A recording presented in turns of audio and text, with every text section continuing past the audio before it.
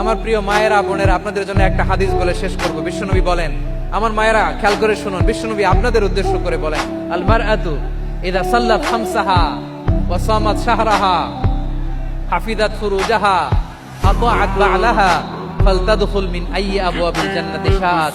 বিশ্বনবী বলেন, ও রমণীরা, ও নারীরা, যে সমস্ত নারী এই চারটা কাজ করবে, এই চারটা কাজের গ্যারান্টি দিবে, তাদেরকে জান্নাতের 8টা দরজার গ্যারান্টি দেয়া হবে।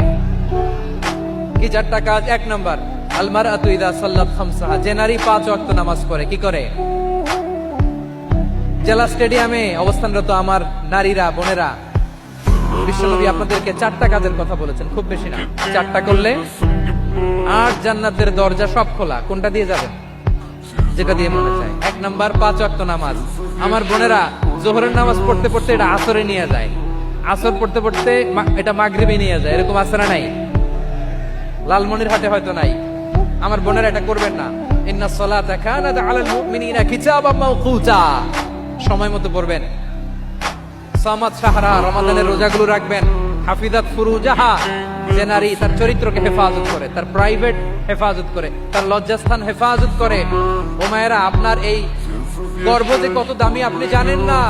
আপনার এই গর্ভ থেকে জন্মাবে আগামী সালাহুদ্দিন আল আইয়ুবী। আপনার গর্ভ থেকেই জন্মাবে ইমাম আল মাহদি আল মুনতাজার।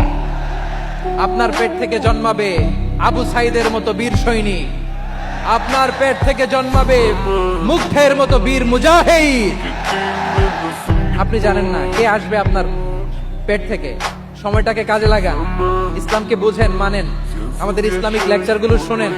আমরা যে বার্তাগুলো, ইনস্ট্রাকশনগুলো, দিক নির্দেশনাগুলো আপনাদের খেদমতে রাখি, এগুলো মেনে চলুন। আপনিই পারেন আপনার ঘরটাকে জান্নাতের টুকরা বানাতে। একটা family, it's a very big institution and you are the MD, the managing director of this institution. চিল্লায় বলেন ঠিক কিনা? চাইলেই পারেন ঘরটারে জান্নাতের টুকরা বানাতে। 5 ওয়াক্ত সালাত, রমাদানের রোজা, নিজের চরিত্রের হেফাজত, ও আতাআত বা'লাহা, স্বামীর আনুগত্য।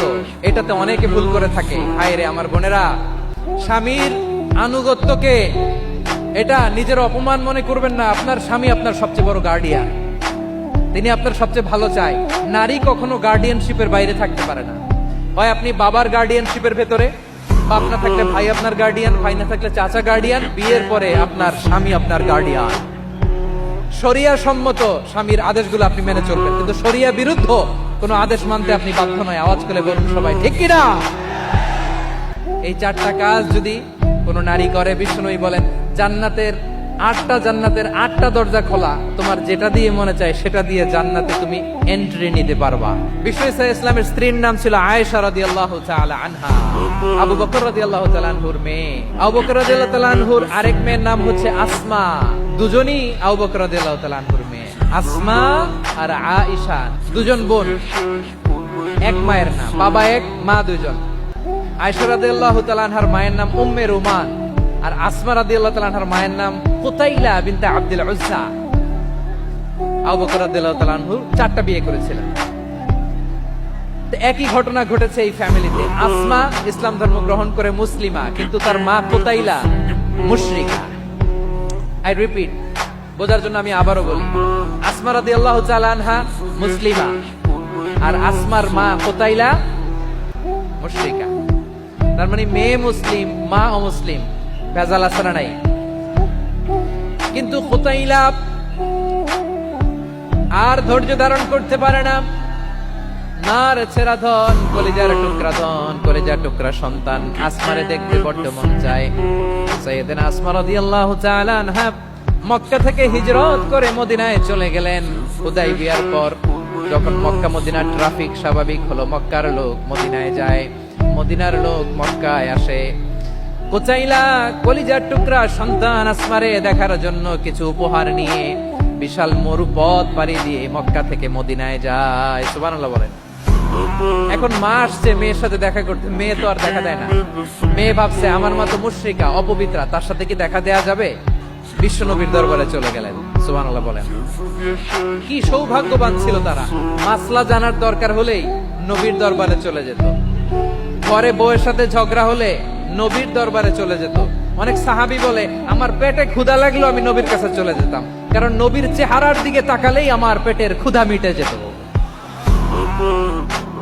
সাইয়েদনা উসমান রাদিয়াল্লাহু তাআলা আনহু বিশ্বনবীর কাছে চলে গেলেন, যে বললেন, ইয়া রাসূলুল্লাহ, ইয়া হাবিবাল্লাহ, ইন্না উম্মি কাদিমাতুন ইলাইয়া ওয়া হিয়া রাগিবা। আমার মা মক্কা থেকে অনেক দূর মরুর পথ পাড়ি দিয়ে উপহার সামগ্রী নিয়ে মদিনায় আমার সাথে দেখা করতে এসেছে গো নবী। আমার জানতে বড্ড ইচ্ছে হয় আমি আমার মুশরিকা মায়ের সাথে একটু দেখা করতে পারবো কিনা। আফা আসিলুহা, আগে যেমনি আমি আমার মায়ের সাথে ভালো আচরণ করতাম, যেমনি আমি আমার মায়ের সাথে সদাচরণ করতাম গো নবী, এখন আমি মুসলিমা, মা মুশরিকা, এখনো কি আগের মতো সদাচরণ করতে পারবো নাকি? বিশ্বনবী বললেন, নাম সিলিহা, হ্যাঁ রে আসমা, অবশ্যই অবশ্যই, আগে ঠিক যেমন তুমি তোমার মায়ের সাথে ভালো আচরণ করতে, এখনো তেমনি আগের মতো ভালো আচরণ করবা। আওয়াজ করে পড়েন সুবহানাল্লাহ। সপ্তম হিজরিতে বিষ্ণু ইসলাম সব সুপার পাওয়ারের কাছে চিঠি দিলেন, রোমান সম্রাটের কাছে, পারস্য অধিপতির কাছে, মিশরের অধিপতির কাছে, সবার কাছে চিঠি লিখলেন। চিঠির ভাষা ছিল এরকম, মিন মুহাম্মাদিন রাসূলিল্লাহ ইলা মুকাওকিস আযীমিল কিবত। মুহাম্মদ রাসূলুল্লাহর পক্ষ থেকে মিশরের বাদশার কাছে, আসলিম তাসলাম, ইসলাম মানো শান্তিতে থাকবা, সালামুন আলা মান ইত্তাবাআল হুদা, শান্তি তার জন্য যে হেদায়েতের অনুসরণ করে। সুবহানাল্লাহ পড়েন। এই চিঠি অনেকে ভালোভাবে রিসিভ করেছে, অনেকে এই চিঠি পাওয়ার পরে নবীর কাছে আবার ইন রিটার্ন উপহার পাঠিয়েছে। কি পাঠিয়েছে? উপহার। মিশরের বাদশা মুকাওকিস তিনি বিশ্বনবীকে বিশাল এক উপহারের ডালি পাঠিয়েছেন। মিশরের বাদশা মুকাওকিস ছিলেন ধর্মে খ্রিস্টান। লালমনিরহাটের ভাইরা আওয়াজ করে বলেন, মিশরের বাদশা ধর্মে কি ছিল? খ্রিস্টান। কি উপহার দিয়েছিল আমার নবীকে? শুনতে মনে চায়? 1000 স্বর্ণ মুদ্রা। 1000 স্বর্ণ। 2টা খ্রিস্টান দাসী, একজনের নাম মারিয়া বিনতে শামউন আল কিবতিয়া, আরেকজনের নাম সিরিন বিনতে শামউন আল কিবতিয়া। একজন খ্রিস্টান দাস 20 থান কাপড় জামা বানানোর জন্য, আমরা নবী যেন সেলাই করে জামা বানাতে পারে এজন্য 20 থান কাপড়, 20 থান ফাইন গার্মেন্ট। সুবহানাল্লাহ পড়বেন না? এরপরে একটা গাধা যেটার নাম ছিল উফাই, আর একটা খচ্চর, এটার নাম ছিল দুলদুল। খচ্চর চিনেন? গাধা আর ঘোড়ার ক্রসিং এ যে প্রাণীটা দুনিয়াতে আসে ওটার খচ্চর বলে। তো এই যে সুপার পাওয়ার খ্রিস্টান বাদশার কাছে নবী চিঠি লিখলেন, ওই খ্রিস্টান বাদশা আমার নবীকে উপহার দিল। বিশ্বনবী এই উপহারগুলো সানন্দে গ্রহণ করেছে। সুবহানাল্লাহ পড়বেন না?